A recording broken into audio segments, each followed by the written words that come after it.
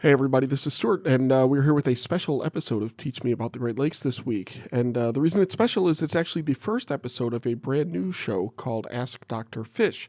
And what that's going to be is Teach Me About the Great Lakes is not going anywhere, but Ask Dr. Fish is going to be a new kind of live streaming show that we do every other month. It's going to stream live on YouTube in I think the second Monday of the month at 11 a.m. Eastern. And then we'll release it as a podcast a week or two later. And so it's going to be its own podcast. You can subscribe to it at askdrfish.transistor.fm or just search your podcast thing for Ask Dr. Fish. But we're releasing this one as an episode of Teach Me About the Great Lakes. In the future, we're not sure if we're going to keep dropping them in the Teach Me About the Great Lakes feed or if not. If you have any thoughts on that, please send us an email, teachmeaboutthegreatlakes@gmail.com. But regardless, we're really excited about this show because it's super fun talking with Katie and Titus, and they're so knowledgeable, and we're glad to get to, talk about fish every couple of months or so. So we appreciate you listening to this show. We hope that you like Dr. Fish as well. And we'll be back in a couple of weeks with yet another episode. In this case, it'll be the Lake House of Terror 2. So that should be a lot of fun. Anyway, we have a great rest of the year planned. Thank you so much for listening. Go vote for the Lakeys. That's bit.ly.com/Lakeys22, capital L, Lakeys22. Submit some things for the Lakeys Awards. And we'll see y'all down the line. Thanks for listening. And of course, keep grading those lakes. Do lamprey taste like chicken? Why are there dead fish washing up on the shore? Where do Great Lake salmon go during that special time of year? To find out, let's ask Dr. Fish.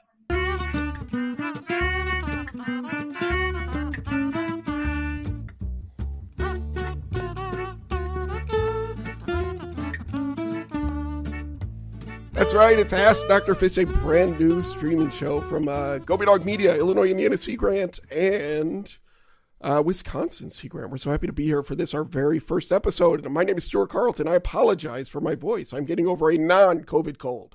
And I forgot about getting sick. Just plain old getting sick, because it's been like 2 years. It stinks. And then getting sick the weekend before you're launching your new live show, not ideal, but that's where we are. Anyway, my name is Stuart Carlton with Illinois Indiana Sea Grant. I want to introduce our two Doctors Fish. First of all, we have Katie O'Reilly. Katie, how's it going? It is going great, Stuart. I am so excited to talk about all things fish today. I am also excited to talk about it. Katie O'Reilly, she is our aquatic invasive species specialist. We're very happy to announce at Illinois Indiana Sea Grant. We also have Titus Seilheimer here. Titus, also a Dr. Fish. How's it going, Titus? Good morning. It's great. Another great day talking about fish. Another great day talking about fish. And then finally, last but certainly not least, we have the finest research coordinator in all the Sea Grant Network, Carolyn Foley. How's it going, Carolyn? I am doing well, and thank you for that kind introduction, but I will clarify, I am not a Dr. Fish. Not a Dr. Fish. That's okay, neither am I. It's fine. We have two Doctors Fish. Those will try to take us through the day. Great. So this is our very first episode. It's going to be a new live streaming episode that will be on the second Monday of every month at 11. You can join us here on YouTube. The link might change around for the first few weeks. We will figure out what it's going to look like and let you know. And then, these first few times it's going to be a little bit shaggy, right? This is a Gobi Dog Media production. That means it's going to be a little bit shaggy.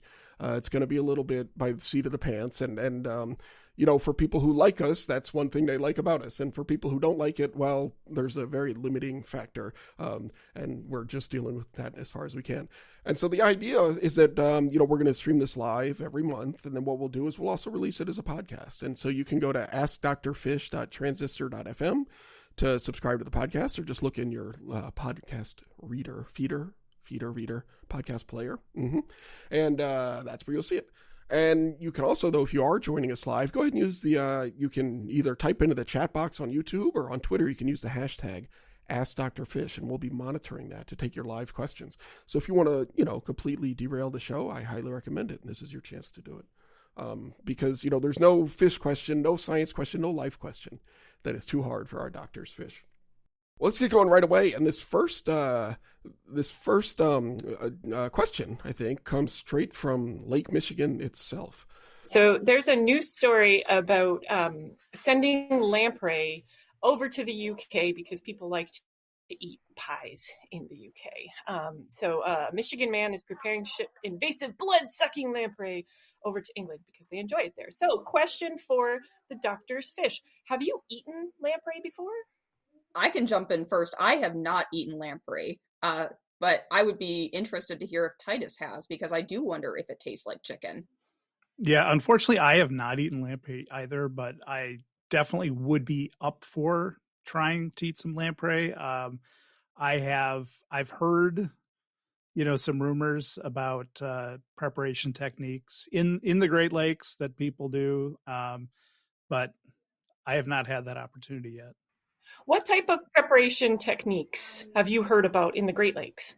So this is from Lars Redstrom at Cornell University, scientist there, and he will. I think you kind of parboil it first, and then you can peel the skin off because you don't want to eat that, and then you can just chop it up into kind of chunks because it's a cartilaginous fish, so you don't have to worry about bones, and then you can kind of cook that in like a stew, lamprey stew.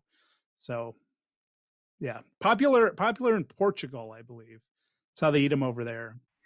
Interesting. Okay, so we've talked a little bit about a couple of countries in Europe. So what's the deal with lampreys in the Great Lakes? That is a multi-layered question. So, first kind of aspect is, what kind of lampreys are you talking about? Because when we say like these blood-sucking, parasites, often people are talking about the non-native sea lamprey, which is obviously a big threat to the Great Lakes. It entered into the lakes, uh, you know, via some of the canals that were built because it's native to the Atlantic coast. When it came to the Great Lakes, it caused a lot of problems because they obviously are parasitic and they attach to some of the top predator fish and can actually cause a lot of damage. They, really did a number on the lake trout populations in the mid 20th century in the Great Lakes.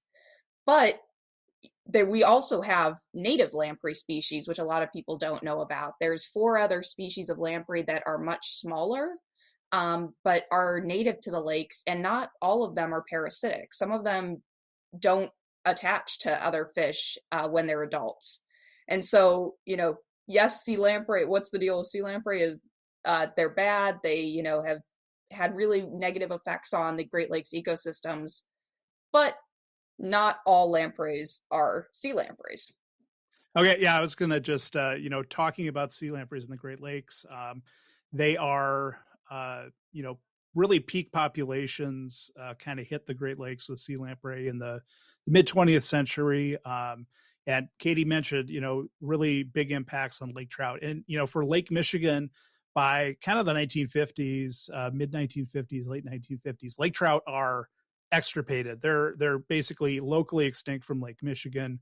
Sea lamprey play a large role in that, and at sort of peak population levels of sea lamprey, it was hundreds of thousands per lake. And the math you can do on that is one adult sea lamprey to get to kind of adult size, they will kill about 40 pounds of fish. So, you can do the math there, hundreds of thousands. That was, that's millions of pounds of fish kind of being lost to sea lamprey predation around the Great Lakes. And that's big ecological and economic impacts.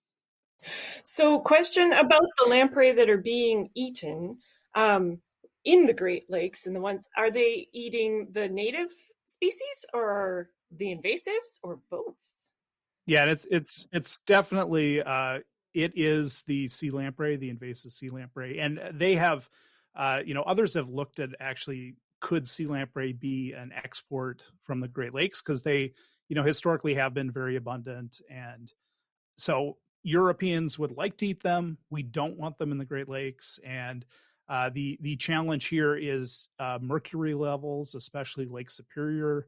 Sea lamprey just have kind of bonkers levels of mercury for whatever reason. I mean, they are top predators, so they are feeding on the top predators. So, just bioaccumulating a lot of mercury, which makes it a challenge to export unless it's like 5 lamprey, so that the king can have a lamprey pie in some ceremonial way. Yeah, sure. There might be a use for that. So is it, but they suck the blood, right? So it's like they're going straight to the source of the mercury, I suppose. Yeah, it's kind of blood and associated tissues. It's like almost a slurry of fish that they get. Blood and fluids and all the good stuff. Yeah. You just like, it's like you stick a straw into a fish and then you just, suck out all the deliciousness, basmatic style. Reminds me of like a Capri Sun. You just stick a straw in a fish. Yep. All right, perfect. Let's move on to the next question. No, we can't move on. We can't move on until we've talked about King Henry I, died in 1135 eating a servant of lampreys. So he really loved eating sea lampreys, King Henry I, and then he died. And that's the official cause of death. Too many lamprey. Too many lamprey. Too many that had themselves a slurry, and there's just a wealth of wonderful images right now. Okay, next question for our Dr. Fishes. So in California, bumblebees are considered fish under their Endangered Species Act. This was a recent ruling. So this, from the article, the CESA itself does not define fish, but the law is part of the California Fish and Game Code. The code's definition includes any mollusk, crustacean, invertebrate, or amphibian. All those categories encompass terrestrial and aquatic species, and the state legislature has already approved the listing of at least one land-based mollusk.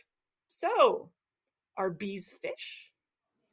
I'm going to come down on the side of no, they're not fish, but certainly that case in particular, they need to change their definition to include invertebrates for listing. It's sort of a short-sighted thing, if you ask me. I feel like this is a little beyond my pay grade as an Ask Dr. Fish, because I am not a lawyer and I am also not a philosopher. What makes a fish? And legally, this is a way for this bumblebee to try and get protection, but I feel like this is a place where science and law may have diverging opinions based on language. But this is tricky, right? And so it sounds like they're using this as just a pathway to get the thing through. But is a lamprey a fish? Yes. Yeah, and sea lamprey, yeah, they are fish. I consider them fish. They're fish, yeah. If you look at the phylogenetic tree of lampreys, I mean, they branched off before animals had jaws, so they're really old. So before fish existed, there were lamprey. So maybe all fish are lamprey. I don't know. Are we all lamprey? I don't know. Yeah. And so it's not Ask Doctor Knows About Invertebrates, it's Ask Dr. Fish. But I will say that bees are a pretty highly evolved invertebrate too, right? So if you really got into some fun trees, you could get into. They're pretty far. So our official position is not a fish, right? I would say bees are not a fish. Yeah, I think we can agree on that. And it's a funny definition too. Please do not cite me in any California law cases, right? Just in advance. Expert testimony offered on Ask Dr. Fish. No, there are other people who can weigh in that way. Okay, so does anyone else want to comment on what makes a fish a fish? Katie already sort of said, I don't know, that's a philosophical question. Yeah, I look for gills. I look for fins. Lives in the water most of the time. Yeah, some of the other things, that people think of with fish, cold-blooded, they have a backbone. But the fun part about fish, and, this is where we get into the rabbit hole, is there are often exceptions to those rules, because we say okay, all fish have a backbone. Well, hagfish don't technically have a backbone.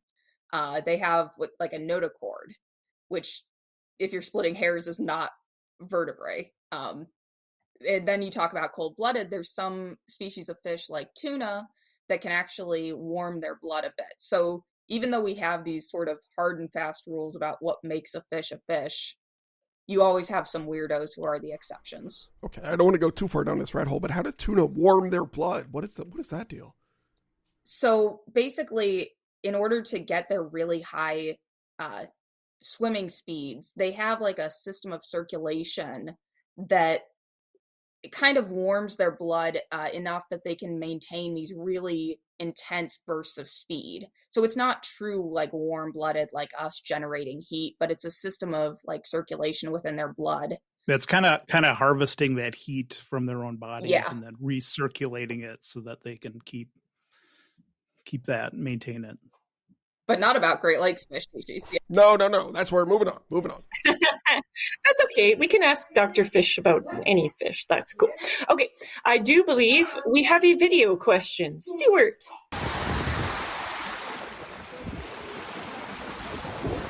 Titus, we are up here at Arcadia, and there are a ton of these little fish, dead fish on the shore.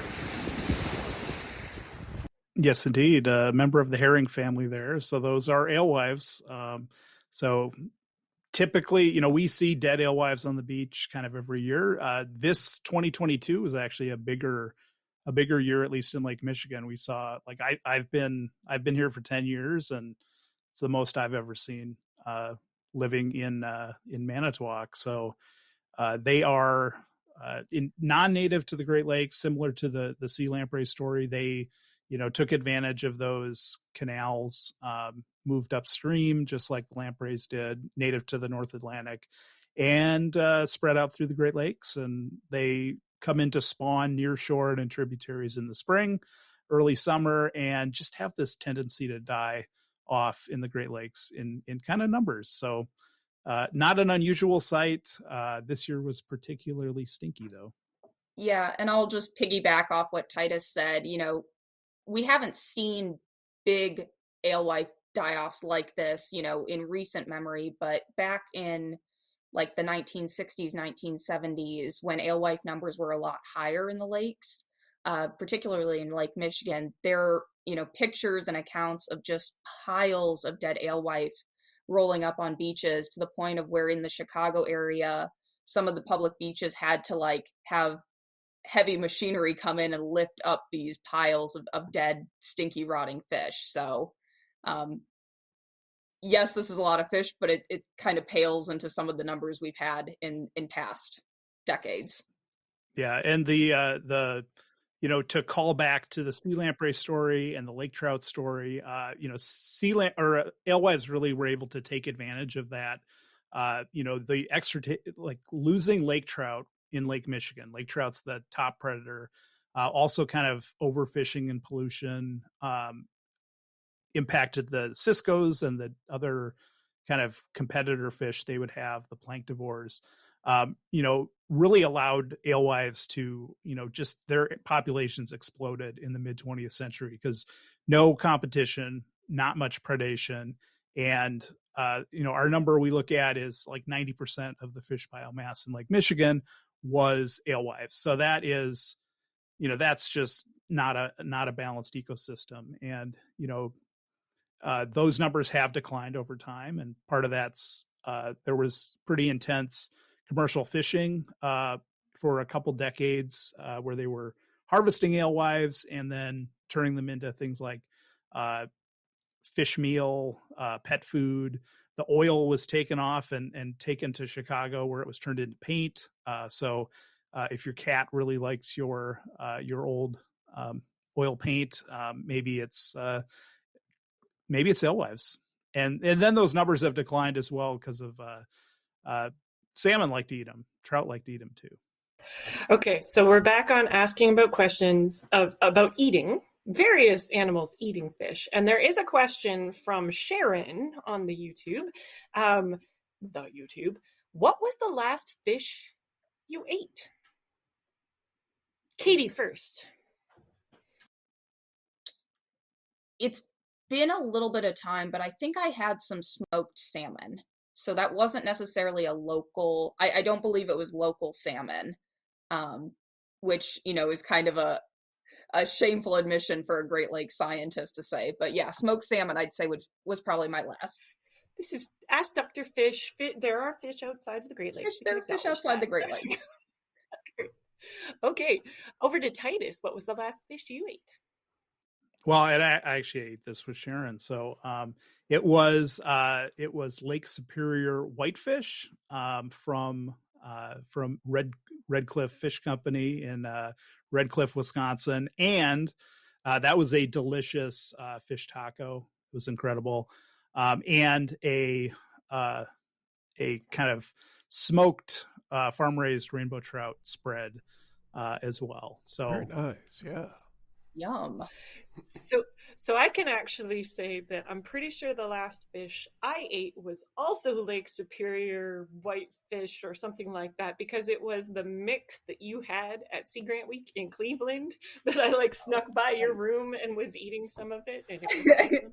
I did not find out about well, this. thank Wait a you. minute. Thank you for stopping by and trying that. Yeah, local. I think that was probably Lake Michigan smoked whitefish, but Titus doesn't travel anywhere without Great Lakes fish samples to give out.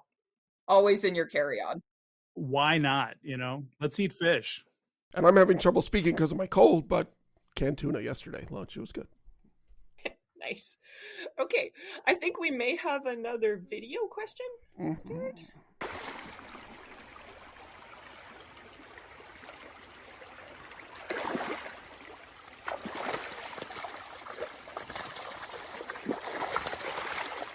And so look at this. This is from our friends at the Washington State DNR, which is a really fun Twitter follow. And they sent us these cool videos of salmon running up and spawning here.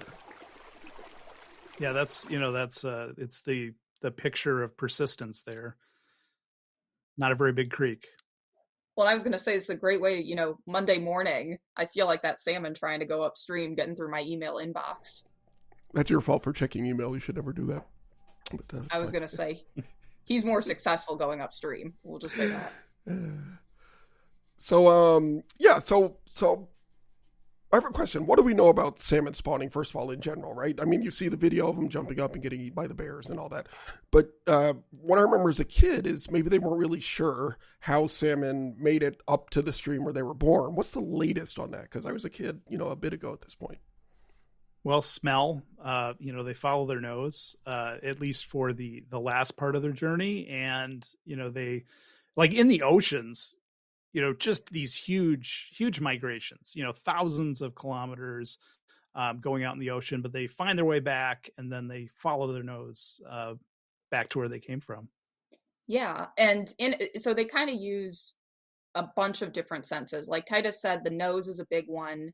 They sort of imprint on the scent of the stream where they're born to help guide them back. But, when you're out in the ocean, it can be tough to know a single stream scent. And so there's also been evidence in the last decade or so that they actually kind of use the Earth's magnetic field to help orient them too, similar to migrating birds, to at least help get them close enough to where the scent, like Titus said, can then help them get up to that birth stream. How do they sense the magnetic field? Is that like a lateral line thing, or what do they use to sense that? I think the evidence was that it was a lateral line thing, but I wouldn't say I know 100%. Yeah, and it's really cool. Like when you look at a fish coming out of Washington State, so that fish is going out, it's going north, and it actually goes up the Pacific coast, goes along the Aleutian Islands, circles out into the ocean, and this is like a multi-year thing. It's not like these baby fish know where they're going. Like they haven't done this before. They do it one time. And it's this multi-year big loop. And then they end up back where they're supposed to be, usually at the right time. And then they kind of know it's time to go upstream. And that's my stream right there. So do salmon in the Great Lakes do this as well? And where, if they do it? So even though, Pacific salmon are not native to the Great Lakes, they were introduced back again mid-20th century, when a lot of things were happening, as we've talked about. But they do, in many cases, return to streams either that they were planted in, from being raised in hatcheries. There is some wild reproduction. Quite a bit of wild reproduction. I was going to say, yeah, quite a bit of wild reproduction that started happening, and so we often have tributaries to the Great Lakes, even very small streams, that salmon make their way up. And I'm sure, Titus, you've got streams in Wisconsin that you probably have some salmon coming up. I know we have a lot in Michigan. Yeah, definitely Michigan is, for us in Lake Michigan, you know, so we have the stocked fish, and what a lot of our fishing clubs do now is they'll put out these net pens. So instead of stocking directly into the rivers, they'll stock these little trout into these pens, and then let them sit there for 2 or 3 weeks with the idea they can get a little bigger, they can release them at a good time, and they can imprint a bit more on uh, on their stocking location. Because for us in Wisconsin, we really want to look for those fish to come back in fall. Because right now we've got salmon, coming in, and I've gone to kind of a fairly small stream just right in town here, and saw some salmon swimming under the bridge, saw some salmon jumping out in the water, and that's a small tributary, but because we have a lot of agriculture, not a lot of, our water quality isn't great. Our spawning habitat isn't great in this part of Wisconsin. A lot of the natural reproduced fish are coming from kind of northern Michigan, the Canadian side of Lake Huron as well. Just, if you have lots of forests, clear water, cold water, lots of gravel, that's a nice place for a salmon to go. And speaking of which, Titus, that was a great segue to Tim's question I see up here on the screen. Speaking of salmon, can we talk about the differences between salmon that spawn in Wisconsin's tributaries to Lake Michigan versus Michigan's tributaries, and why are some places successful and not others? And I feel like, Titus, you really answered a lot of that they have habitats that help them, be a little bit more successful in their spawning. And the other thing is not only the habitat itself being nice, quote unquote, but having like cold water, a gravel bottom, but also can the fish access that habitat? Some habitats or some streams are blocked by like low-head dams, they're blocked by culverts, and so fish may not be able to access habitat even if it is good habitat upstream. So that is a difference too. And I don't know the exact distribution of all the dams, but I know a lot of the Great Lakes tributaries have these low-head dams and culverts that can prevent fish from getting to habitat. Yeah, I was going to say, can you talk a little bit about different projects that are going on around the Great Lakes or in other parts of the world, if you know of any, to sort of help fish get by anyway, or things like that? Can you guys share a couple of those? Yeah, there's a lot of work, for things like culverts, like especially with infrastructure. Like we've got a lot of infrastructure issues right now. There's also a lot of funding for infrastructure. So, I think a lot of groups are identifying where the culverts are. A lot of them are too small. So if your culvert is too small, the water goes through it too quickly, and that can be a barrier for fish passage. So identifying those and then replacing them with a better a better type of culvert that's more suited to the stream. It's also a challenge. It's a trade-off. Like we can improve fish passage for desirable species, but you also don't want to open up the habitat for things like round gobies that like to move upstream. For the sea lamprey that we've talked about, they like similar habitats too. So it's definitely it's a balance between what we're protecting, and because you've seen those pictures of salmon jumping, like a low-head dam that could block a lamprey is usually not a barrier for a trout or a salmon. They can just jump right over that.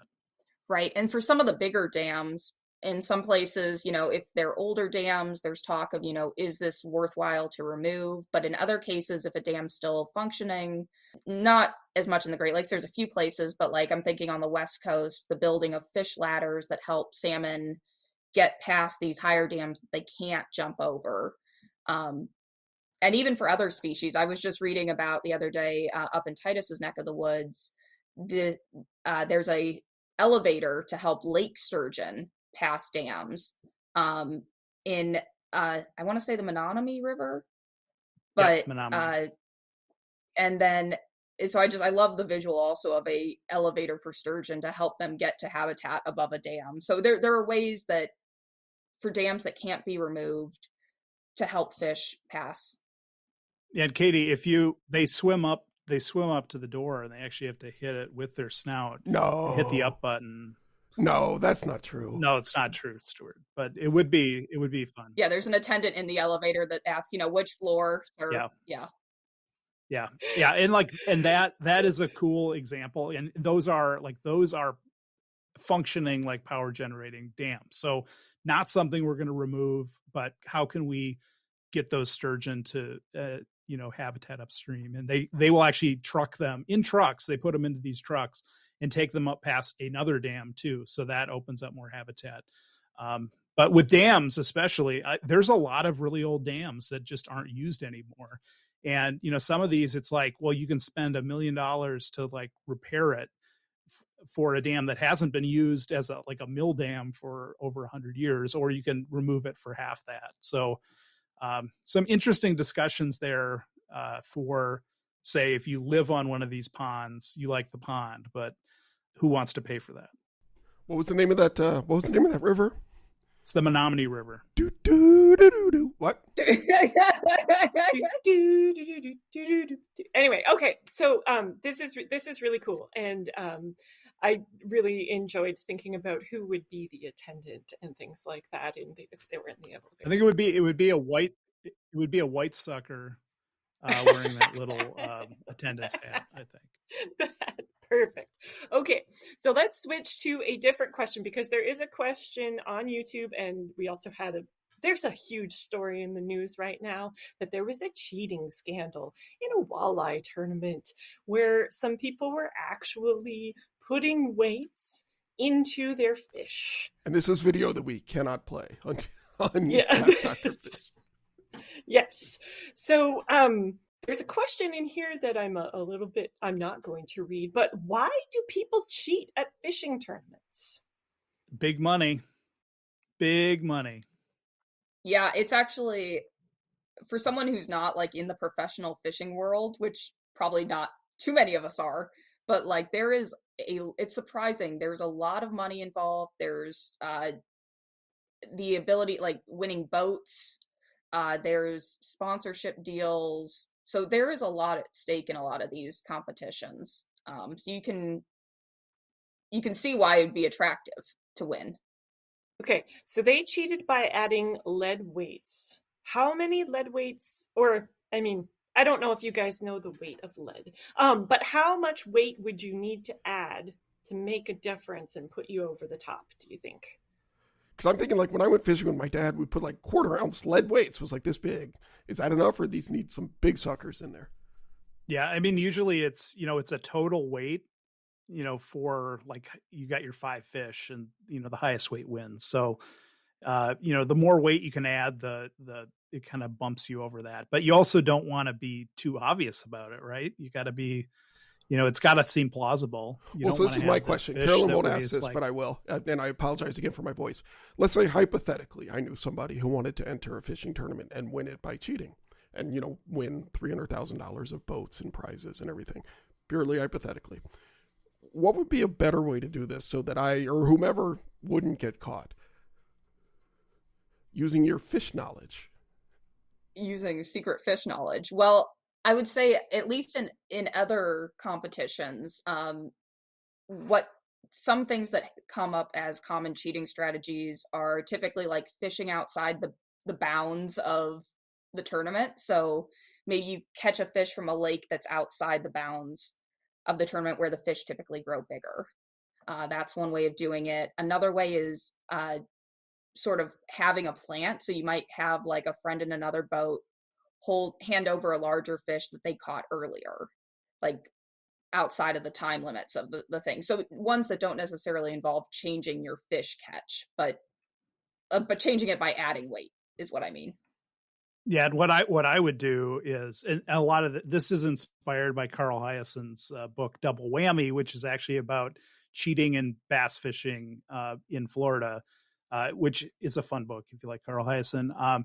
But what I would do, I would get some the biggest walleye I can find. I might grow them a bit in an indoor aquaculture situation, really grow them out, really get them fat, and then I would plant them on the bottom, and then I would either use some kind of ROV to release them, or I would get a scuba diver to hook them up to my my lure. And again, this is not a we are not advocating for this. This is just hypothetically something you could do. Because we're very intelligent people. All right, so now I have so many questions. So how long would the person need to stay down there to let your walleye go? Yeah, you gotta coordinate this thing ahead of time. You gotta, make sure you and your dive buddy are on the same page. Right, and you can't catch all your fish in the same place. You couldn't just like pull up 5 fish from the same location. You'd have to have kind of multiple areas, and maybe this scuba diver would have to head over, and you would want to have a rebreather system because you don't want to have the telltale bubbles coming up. So you got to have this, it's got to be pretty subtle, and you also don't want, with the technology of fish finders today. I assume that if somebody else was fishing there, they would see this, the image would pop up of like this scuba diver swimming underneath this competitor's boat. So you would have to avoid that as well. And maybe you would, you could actually drop something down so that they could tow the diver to another place. See, now we're starting to get somewhere. That's good. Yeah, and you'd probably have to split a bunch of your win with this person or these people, right? Okay, so I do have one other question for Wall. $50,000 from a $300,000 prize. It seems like it's just a smart investment. Not advocating though. No, not advocating, but $50,000 is not advocating. Nothing to. Yeah. So one other question about walleye specifically, if you wanted to grow them, say you wanted to grow walleye locally, what would you do to make them grow really big, really fat, really fast? Well, I can actually I'll throw this up to some of our research we're funding, because we're actually funding some research from the Northern Aquaculture Demonstration Facility up in Bayfield, Wisconsin, who they're actually looking at indoor production in recirculating systems of walleye. So, you would dial in the right temperature, and there's like an optimal temperature where things will grow and continue to grow. You could probably manipulate the daylight so that you could keep them growing, so they wouldn't have that kind of winter some photo period and nonsense. I like it. Yeah, exactly.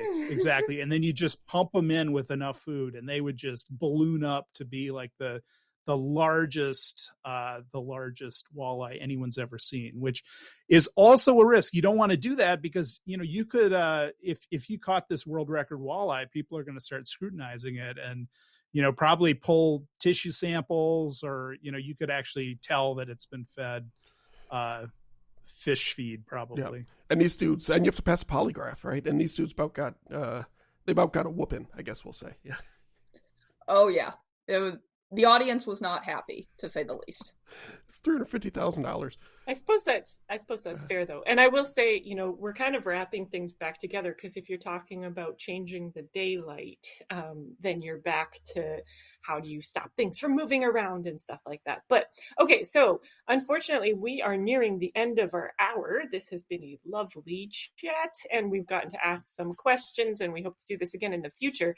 But to wrap up, I think we were going to play 20 questions. Is that right, Stuart? Yep, we were going to play 20 questions. Okay. And really, a lot of people would say that it's kind of like a mano get together, like one against another, I think. Wouldn't they? Yes, they would. People do say that. Yes. Yeah.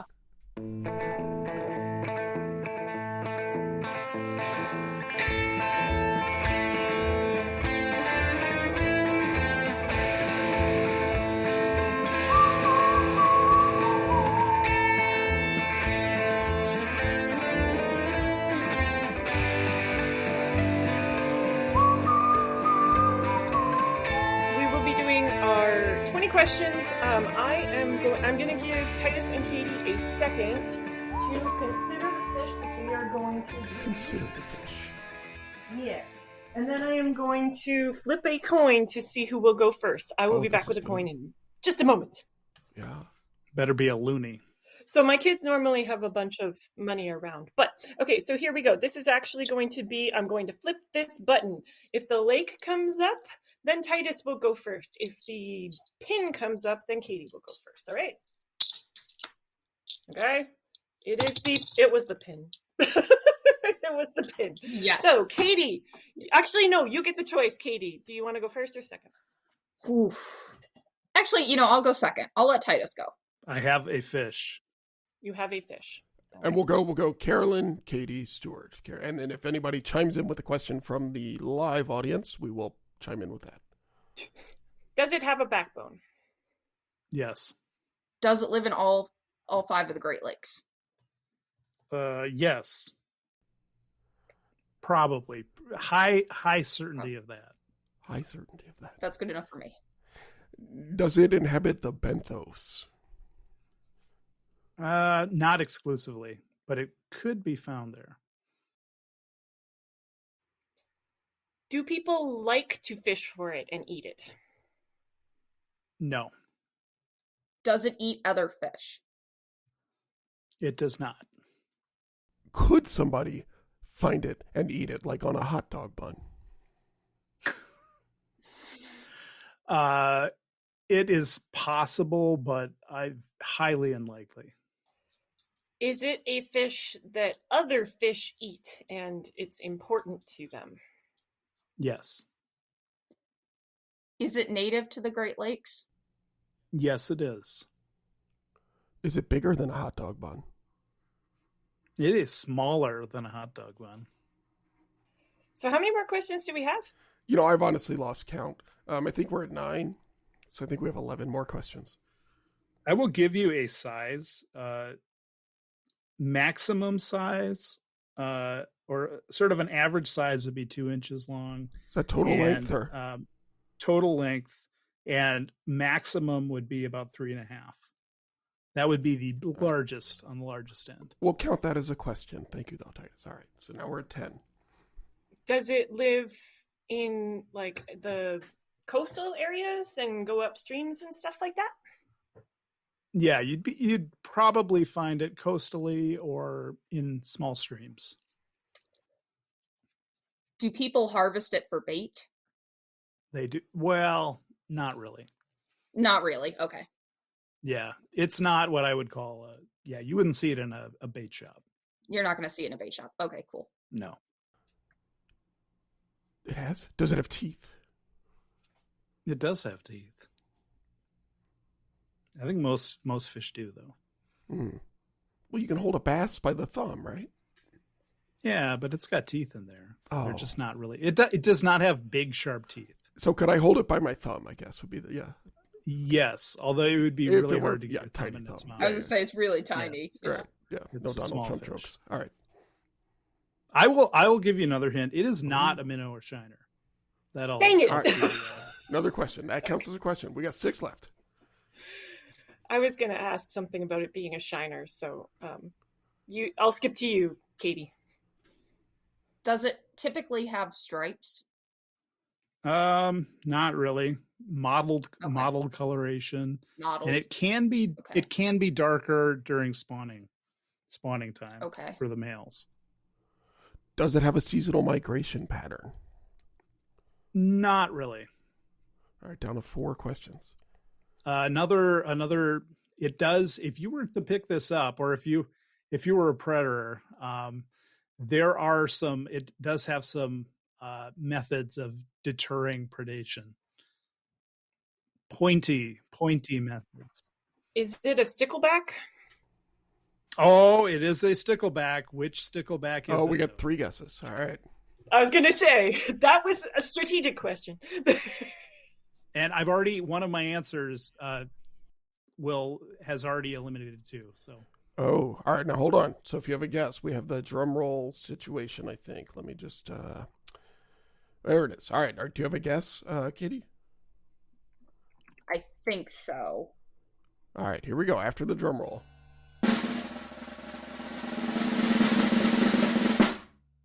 Is it the 9-spine stickleback? So close, Katie. So close. But No. incorrect. All right. What's another stickleback, Katie?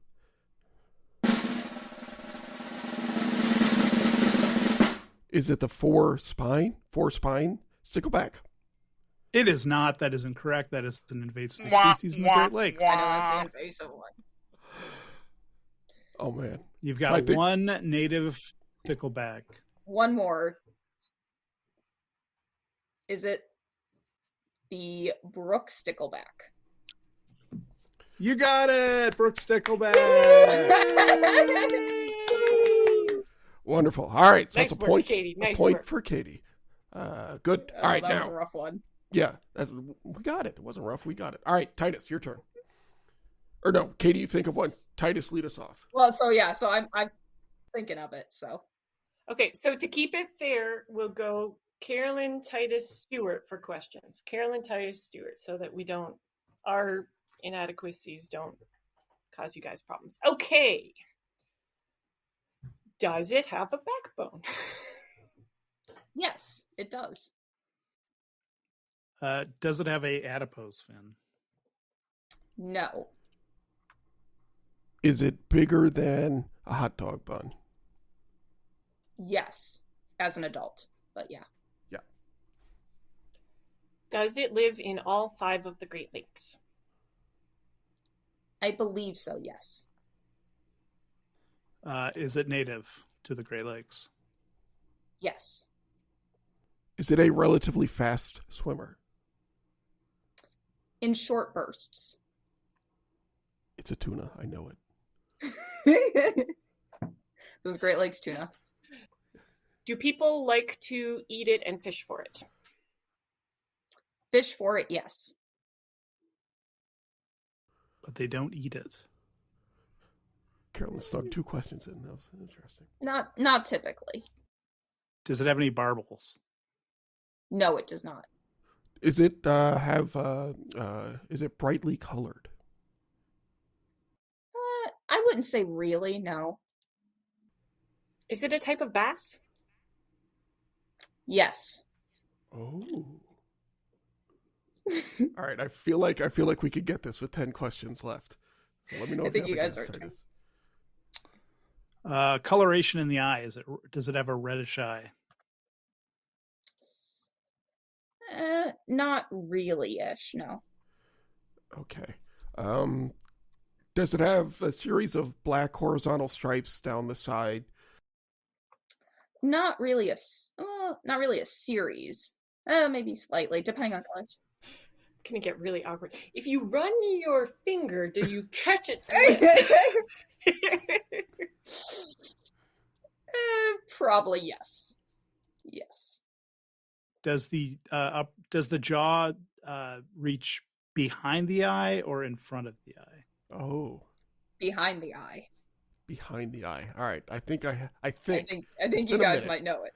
I think it's been a minute, but it is my turn. So let's see.